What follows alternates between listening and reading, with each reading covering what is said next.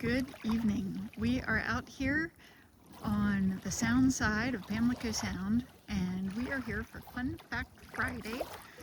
And the reason we're out here enjoying this lovely day is to talk about the Doxsee Clam Factory. It's a business that used to be on the island that a lot of people have probably never heard of.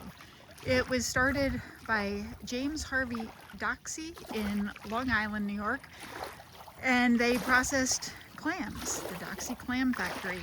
And that was started in 1865 up in New York, and by the late 1800s, the clams were starting to get less prevalent up there. They had been overfished, and his eldest son, Henry, brought that production down to Ocracoke, and they set up their business right somewhere in this general location. I'm not 100% sure where. It says on the south side of Cockle Creek, the entrance to Cockle Creek, which we now call Silver Lake Harbor.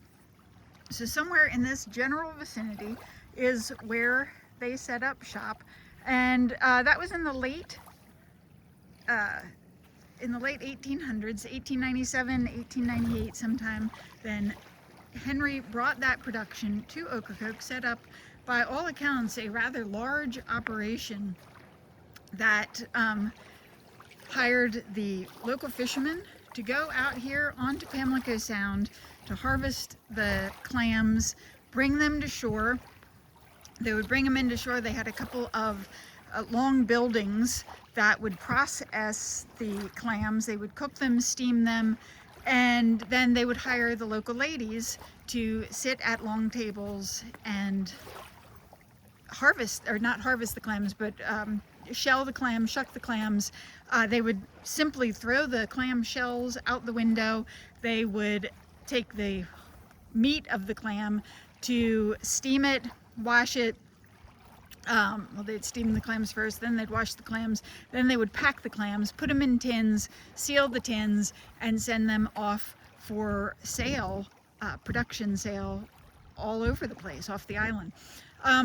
That was a good operation until about 1910 or so, and the production, they started over clamming the harbor around, or the sound around here, and they moved the production down to Marco Island. So there's connections with Ocracoke and many other places that we just don't think about. But that Doxsee Clam Factory moved down to Marco Island, and as far as I know, I think they still have the Doxsee name out there and do some production, though I didn't look that up before we did the video.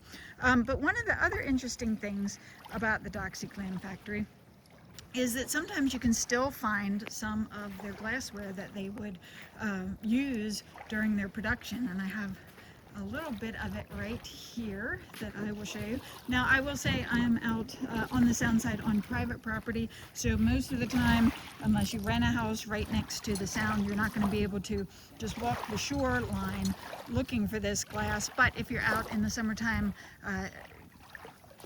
clamming or swimming in the Sound somewhere, you might be able to find it. I'm going to hold this up, see if we can see it, if it shows. I don't know if you can see in the video the DOX, which is, there we go, a little closer there. It's kind of a purplish pink glass. Usually you only find a little shard of it, and that is left over from that production plant, the Doxsee Clam Factory, that was here on Ocracoke from the late 1800s until about 1910, when they moved to Marco Island. So we do have a more detailed story about that on our website, villagecraftsmen.com, or if you just Google Ocracoke Island Doxsee Clam Factory, you can get the whole story that Philip has written up. So I hope you've learned a little something this afternoon.